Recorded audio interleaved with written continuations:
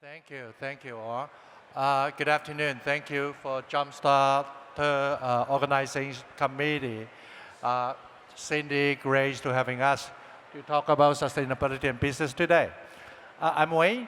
I'm from a family office, and we do invest in early stage uh, technologies that facilitate sustainability transformation.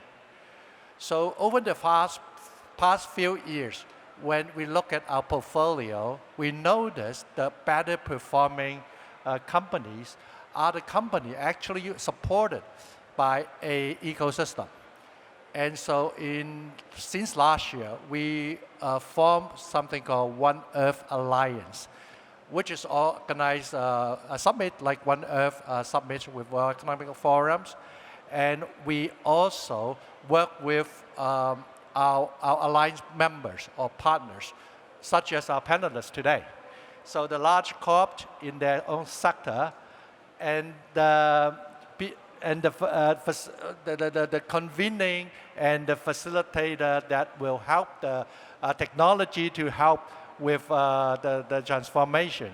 And also, very important, the person that help us to increase the revenue, to enhance the valuations.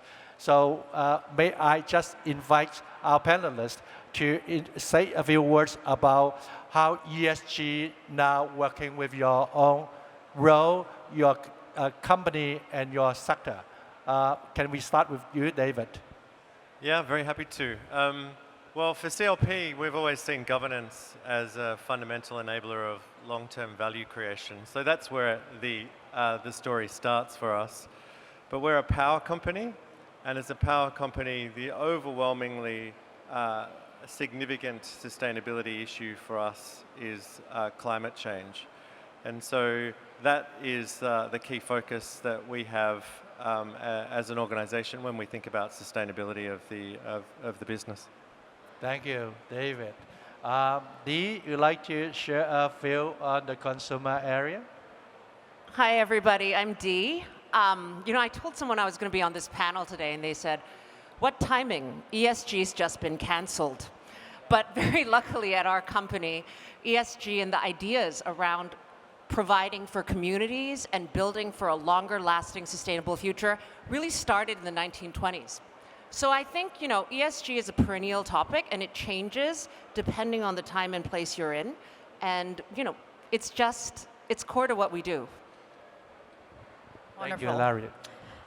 So for us, I wear two hats. I'm an advisor to Grab, the operating company based in Southeast Asia, kind of the Uber, DoorDash, PayPal all in one. I'm also the founding chairwoman of the think tank that is seeded and funded by Grab, which really wants to provide thought leadership and convening and content around how to use tech for the good of society. On the ESG side, I think everything matters, but we really focus on economic empowerment because in Southeast Asia, aside from Singapore, most people are actually struggling to make ends meet and actually reach a comfortable level of middle class. So in many areas of employment, from financial inclusion, whether people can open their first bank accounts, to safety, to women employment, we look at all these issues and focus on making sure the livelihood can be increased and improved for the population there.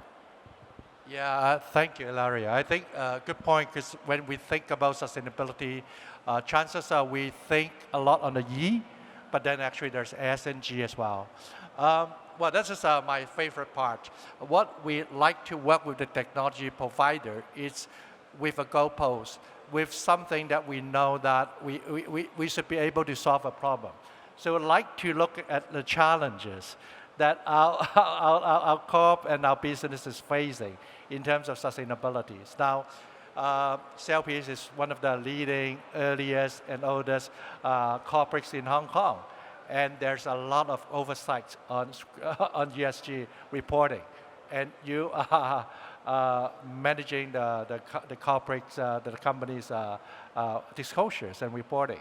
And any challenges that you think the company, the sector is facing, which can be addressed by technology?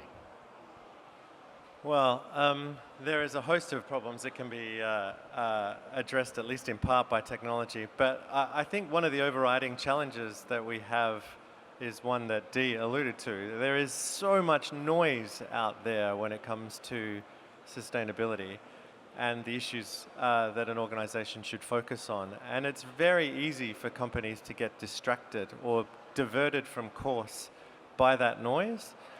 And the other issue for a large corporate, especially one that's listed, is that often the pressure is short term to deliver to market expectations around the latest earnings report or what have you. And that's kind of the enemy of progress when it comes to addressing really hardcore sustainability issues like climate change. And it's critical for an organization to have a long-term view in order to address an issue as complex and as difficult as decarbonizing an energy supply. And technology has a huge role to play in assisting that. And I think the parallels between how you look at technology and the evolution of a technology business and actually how we look at an issue of sustainability is quite similar. It's all about how you calibrate you be clear-eyed about what your objectives are, keep the long-term view, and then calibrate your action very carefully, but with a view to what you want to achieve ultimately. Yeah, thank you. When we make our investments, we often ask if we can have the same return for impact types of investing. Our answer is actually the horizons, the long-term views versus the short-term views. So if I could come to Dee, because your industry is somewhat similar to ours. Our founder is Paul Munro, who spoke in here this morning. Yeah, so her families run hotels. So our largest challenges is supply chain and inventory, which is waste management. Because probably that's similar to what you're facing as a challenge. Could you share a bit of the challenge that you're facing? You know, we actually do a bit of everything. So we manufacture, we brand, we do retail, and we make technology, and we invest in technology. When we think about the environment and we think about the problems around the fashion industry and the environment, sustainability, we think about it holistically because we have a hand in every part of it. Now, I don't think it's not a single problem, so it's not just an inventory problem, right? It's a process problem, it's a thinking problem, it's a humanistic heart problem about what you actually value. And I think how we address it is by first making sustainability and how we treat people core to what we believe. So there is no dollar that is happily made if it is made at someone else's expense. There's no dollar that we can sleep on at night if it's made with pollution at its core. And how do we do this? We engage frontline managers, right? We engage every single person in our supply chain, and we use a lot of technology, and we try to understand how to re-engage and re-engineer the processes so that we will have the best outcome for the set of goals that we've chosen to optimize against. I mean, the one thing I will say, as a person who sells things, you know, the easiest way to help this problem is to buy fewer things.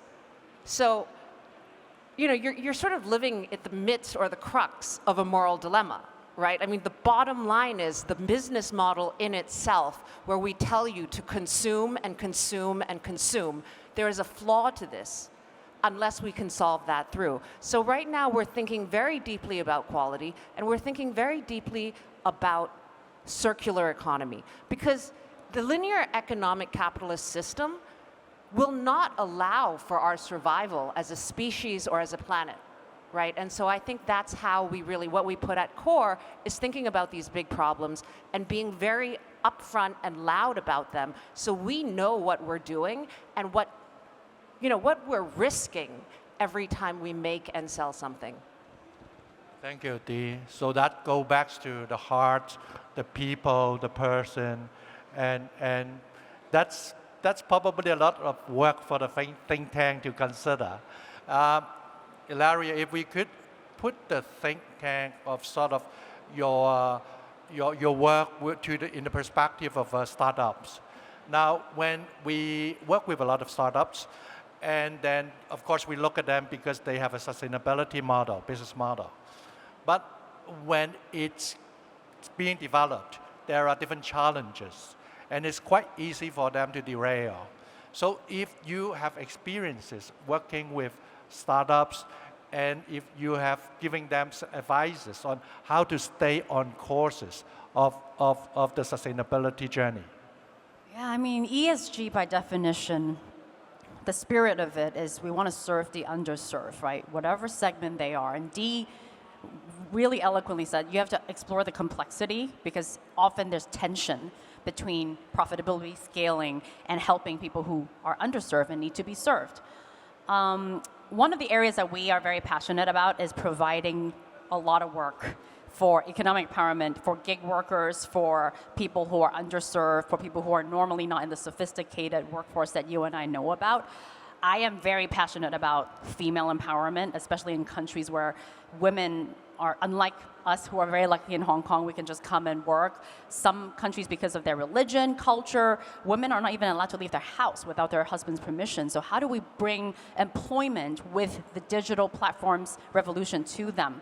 I'll give an example of a challenge and how it could be solved, but I will preface it by saying if you want to solve any social problem, which is actually what we need whenever we are starting startups and business, you need to know that there's a cost to be absorbed by somebody, someone.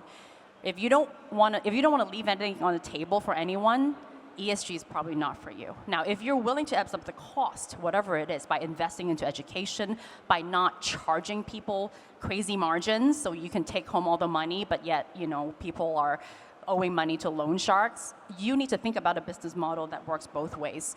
An example about female empowerment and the complexity of it is, for example, some of the women in Southeast Asia want to drive. They want to be a Grab driver. Now, if you live in Singapore, you're fine. But if you live in Malaysia, even a decade ago, women can get murdered or raped very easily if they are in a car late at night alone with a man. So do you think any woman would want to be a driver? No. So how do you solve it? How do you use technology? So something that Grab, for example, is using is now in apps, there is live audio recording where the whole ride is being recorded. What happens between the driver and the passenger. But it will not be drawn upon, and it's encrypted as well, but it will not be drawn upon unless something bad happens and you need to go to court or sue someone. There is a seamless pairing structure where if you're a female driver and you only want to be paired with a female passenger, you can do that. Automatically, tech does it seamlessly for you. On top of that, now technology can draw insights if there is route diversion, someone driving you they're not supposed to drive, unplanned stops, or any of the telematics that now technology is advanced enough to do. The system can detect it and alert people who need to be alerted. Those are some areas that are technological advancement, however, requires investment from the company's behalf to make sure that female drivers will be safe, and that would be the startup's cost, right? So I would encourage any founders out there, if you want to integrate ESG, from the first moment you design your business model, you will have to be willing to absorb this cost, but you will be rewarded by the amount of supply and demand that we're bringing in for your business later on. Yeah, and then supply and demand on capital, because there's a lot of impact and purpose-driven fund out there.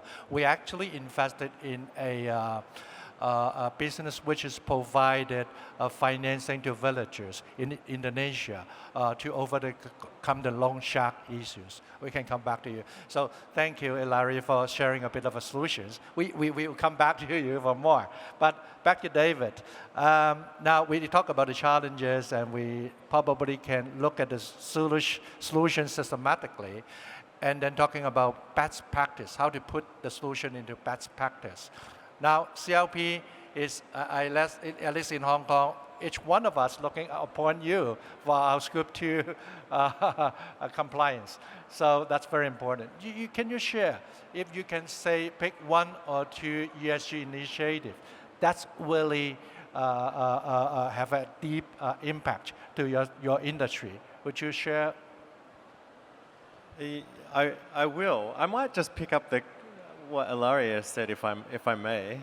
Sure. It's because I think this question of cost versus investment is one of the critical problems with the way a lot of people look at ESG or sustainability or whatever it is you call it.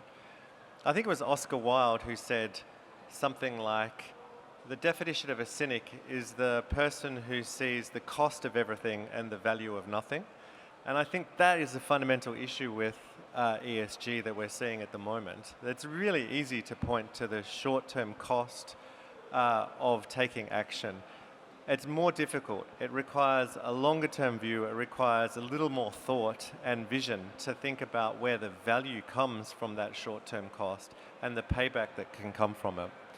And I think for us, as an energy company, that has always been the case, because starting down the track of decarbonizing an energy system for us began in the early 2000s, at a time when renewable energy was not economic. It depended upon government subsidies, and even with government subsidies, as an investment, it was lousy.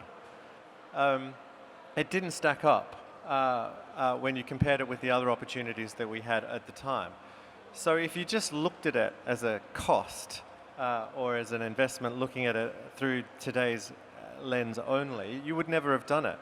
But if you step back, take the long-term view and address the fundamental changes that were quite obvious, it then became much more sensible to take the shorter-term pain to begin to invest in renewable energy, that began the process of developing the efficiencies in knowing how to run this stuff, build it efficiently, and scale the technology so that it became cheaper for everyone.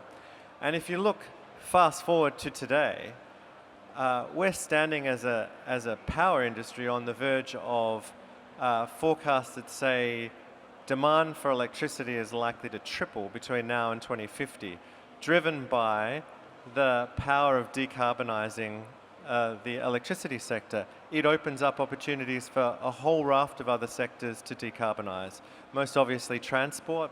We're seeing electrification of vehicles all over the place, all around the world, and that's a trend that will only get stronger. But you're also seeing it in industrial processes and a host of other areas. And but again, it starts with with having that long-term view and vision and being prepared to incur the short-term cost in order to begin the journey. Thank you. So that's probably the arbitration of the horizon of the investment. Now there's also a dilemma, but you put it as a sort of the horizon. You're taking a long-term view, but I put it to Dee as well. So you just mentioned, if you're doing sales, I'm doing sales as well. So to sell, that means you ask people to buy more. That means a chance that to waste more. But that's sort of contradict to sustainability.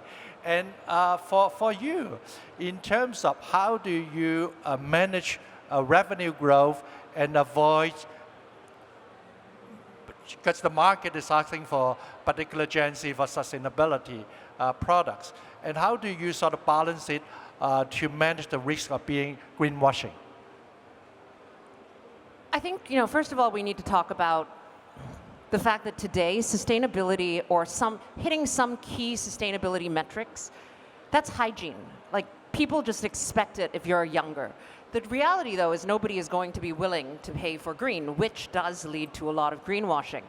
I think for us, because sustainability is really where we believe the world needs to go, this is the same way. I make clothes not just to sell. I make clothes with the view of a consumer, and I hope that he walks out of my store looking good, and feeling confident. Now, my merchandising team all day long, they come in and they said, we're selling on Douyin, and based on this is the garment we need to sell. And I look at it and I'm like, that's not a garment, right? Like, this is something you've made on the basis of like 60 sales metrics that come out, and the person is not going to be well dressed, and this garment is not going to serve him well in the long term. That is a key value of mine. Okay, not all brands think like this. Other brands probably sell faster, harder, and grow more than I do. But this is my core belief, and this is how I believe that I will have a long-term relationship with my customer. I think sustainability is the same way. I think that, a long time ago, we believed that there was no future without transformation of the ways the industry was polluting. And so we started to invest in research, and we now have a group of products that we've incubated ourselves, including waterless dyeing of cotton, right? Salt recovery for denim. So basically, denim dyeing is one of the dirtiest dyeing methodologies out there, and we can basically clean that up. And I think, had we not believed that in the beginning, even when there was no market, we would never have taken these positions in the R&D. And now we are able to take this and market it, not just for our own brands, but as technologies in themselves. I think, whenever you move against something that's happening tomorrow, it's a little bit of a wish and a little bit of a dream and a little bit of a bet. But the truth is, we all take positions. That's what business is about, right? And that's what life is about, risk, reward. And as leaders, it is our position to ask where the world needs to be tomorrow and go there rather than just follow along and end up somewhere we didn't want to be. And I think that's how we embed this in our culture. So true. So that's back to education, culture, and getting back to the people. So Ilaria, just now you were saying that some idea of keeping the technology founders stay on the course of sustainability, and I would like to add it up, because when we talk to our funders and some of the co-investors and LPs, the biggest concern has always been greenwashing, Article 9, how would you make sure that the investment, when it started as sustainability, not end up with some washing, right? So that's a big concern. But then at the same time, that's very true, because for a startup, when they sort of start to moving along and they find there are resources they lack, and it's not cheap to write report to measure it. So how do you see in terms of keeping them on the course? What would be the best practice and advices you would like to give it to them? Well, first of all, I'm not qualified. I really don't think, because I am not a founder, right? I joined a startup when it was already about to go IPO.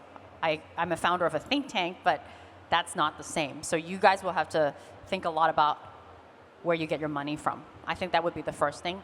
As an investor myself, I realized that where your capital comes from, especially your initial investors, they will dictate, they have a lot of power to tell you where your company should go, especially if the VCs actually sit on your board, or they have information rights, voting rights. So it's very hard to say no to money at the beginning, but it will derail your course if you say yes to the wrong money. So I would say exercise a long-term greedy mindset when you think about investors, because there actually are a lot of investors out there, so much capital. But you also need to be well networked. You have to be very aggressive in getting out of your comfort zone to know who are the funders out there, so you can actually take your pick and have a great product, right? Provided you have a great product. That would be the first thing. Be smart about the capital you take. But the next is, I hope you're really solving a real social problem. And we're talking about ESG here. If some of you don't care at all about solving social issues, that's fine. But if you actually want to care about bridging the gap for some human beings out there, then at each point you cannot only think about scaling and velocity, right? You have to think about when do you hit the brakes a little bit so that your stakeholders can catch up. Which means, the next point, who are your stakeholders? You have your customers, you have your investors, you have your company's employees, and they all want different things at the same time. So how do you find a price point that agrees with your customers and your investors are okay, and that your employees are okay? And how do you, back to leaving something on the table, how do you leave something on the table for everybody? That's a wisdom call, not a algorithm definite number call. And it requires wisdom on your part to understand the human condition and the demographic that you're operating in. If you're building a business in Vietnam, it will be so different from Thailand, so different from the Middle East, so different from the US. So I encourage you to be well-traveled, understand people, have a lot of authentic, honest conversations, and get your hands dirty and take your time. Thank you, thank you. We've been also asked and talking to think tanks on whether there's a one size fit all sort of measurement. And then we eventually have the conclusion that localities and local perspective has to be considered. Now, let's go through our last question, if I might. Future trend of ESG and sustainability. I'll quote Dee from the beginning. Now, when we go around, it's very different from 2 years. Well, 2 years, let's do it. We should run for it. Now, ESG in US probably become a bad word. So that's sort of a dilemma. But I don't know. What's the trend you will see, David? I don't think the trend has changed. That's good news. There is a labeling issue in the US.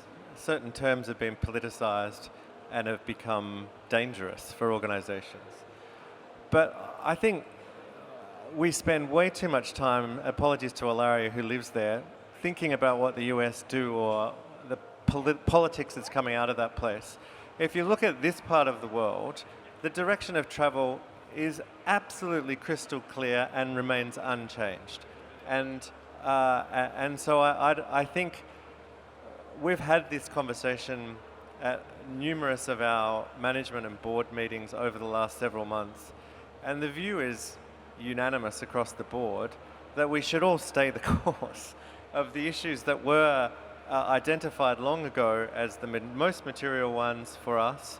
They remain material today, and even more so, I would argue, when you take the perspective that China is extremely well placed to benefit from the sorts of mistakes, I would argue, that are being made from a policy perspective on these issues in the US right now.